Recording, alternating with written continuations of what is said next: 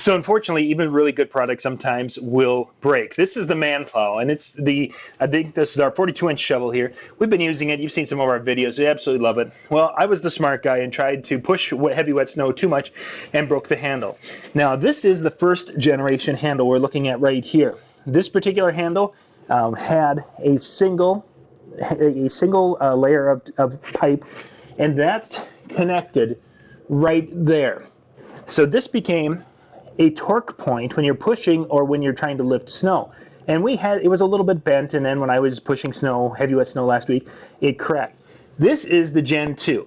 Now, I had called Manplow and said, hey, I've got this Manplow, and I love the thing. I need a new handle for it. And they're like, you know what? It's under warranty because I hadn't had it very long. They took care of it. So first off, they're going to take care of you. Second thing is, check this out. About the same length. I just laid them side by side. So you can see the way they fix this weak spot is they have made the bottom one longer and the top one longer so that this will insert inside that one will insert inside of this one. And now in this zone right here, this stress zone, instead of having one tube, you've got two. And they will lock together with the bolts as I put them together right there.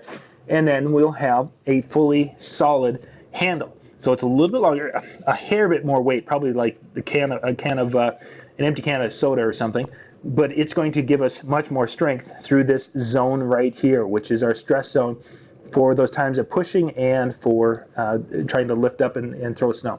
So I'm going to put this back together and get it back out there because we've got more snow coming. But I wanted to show you the new generation of handle here from Manplow, which are designed to be able to last a lot longer because of the extra coverage here with those two pipes. For more tips and how-to videos, go to weekendhandyman.com.